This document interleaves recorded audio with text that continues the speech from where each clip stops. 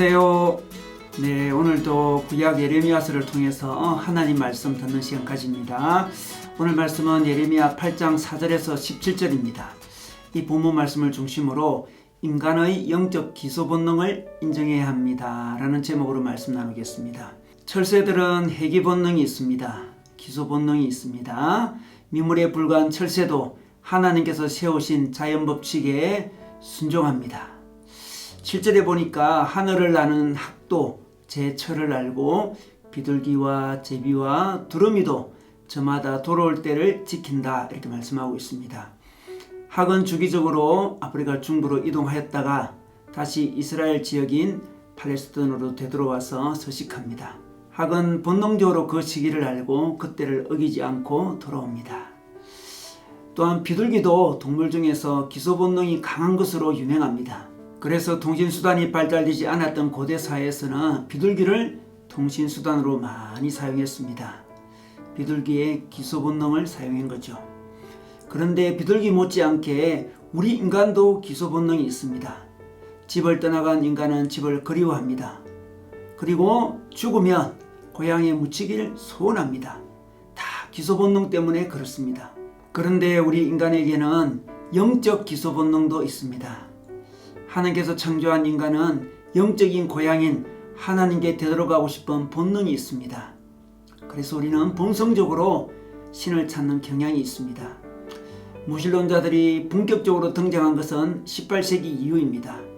어느 시대에 어떤 사람이든 다 종교를 가지고 있습니다. 그런데 인간의 이 기소 본능을 굳이 거스리는 것은 인간적인 이성적인 생각이었습니다.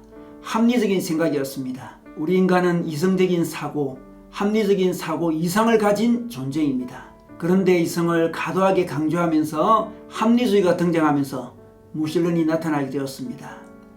우리 인간은 직관적으로 본능적으로 하나님의 존재를 느낍니다.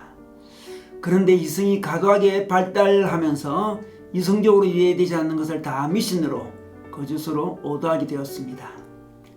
그래서 신학의 영역에 이성이 침입함으로 하나님에 대한 기소 본능마저도 부정하게 되었습니다. 그러나 우리는 우리의 본능을 어쩔 수가 없습니다. 우리의 기소 본능을 어쩔 수가 없습니다. 인정해야 합니다. 부모님의 품을 그리워하고 고향을 그리워하고 하나님께 돌아가고 싶은 마음을 어쩔 수가 없습니다. 처제들이 자기 고향으로 돌아오는 것이 그냥 그들에게 심겨진 본능이듯이 우리 인간에게는 영적 기소 본능이 있을 뿐입니다. 우리는 그 영적 기소 본능을 늘 경험할 수 있습니다. 하루라도 하나님 품에 안기지 않으면 우리 인간은 허물을 경험할 수밖에 없는 존재입니다. 삶의 깊은 평화를 누릴 수 없는 존재입니다. 그래서 우리는 하나님께 돌아가는 시간을 매일 가져야 되는 것입니다.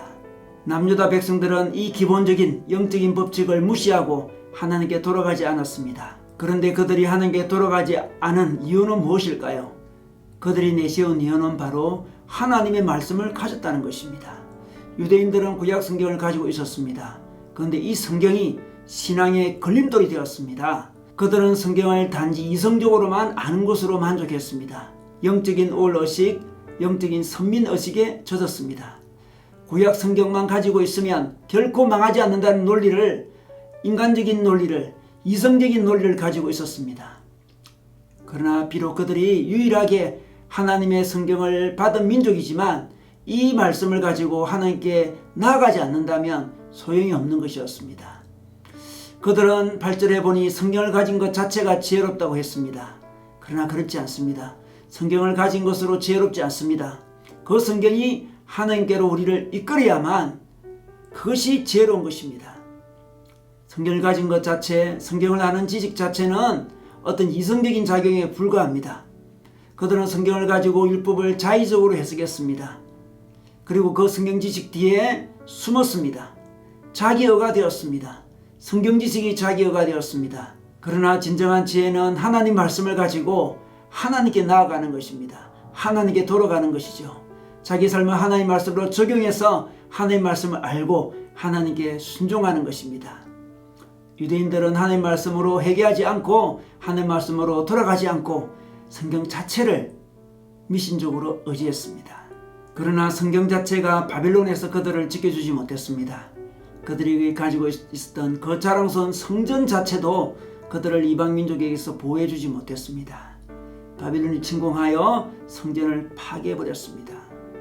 여러분, 우리는 말씀을 통해 하나님께 돌아가야 됩니다.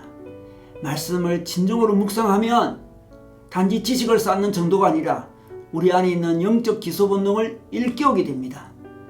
하나님께 돌아가게 됩니다. 하나님께 회개하게 됩니다. 하나님과 교제하고 싶은 마음이 일어납니다. 그러나 하나님께 돌아가지 않는 사람은 온갖 인간적인 이유를 댈 수 있습니다. 합리적인 조건들을 이야기할 수 있습니다. 그러나 그 모든 것들은 다 하나님께 나아가는 걸림돌인 것입니다. 여러분, 우리에게는 영적 기소 본능이 있습니다. 이 영적 기소 본능을 인정해야 됩니다. 그래야만 우리가 하나님 품에서 진정한 평화를 누릴 수 있습니다. 여러분, 오늘도 다시 한번 하나님께 돌아가는 시간, 우리의 영적 기소 본능을 인정하는 시간 가지시기를 주님의 이름으로 축원합니다.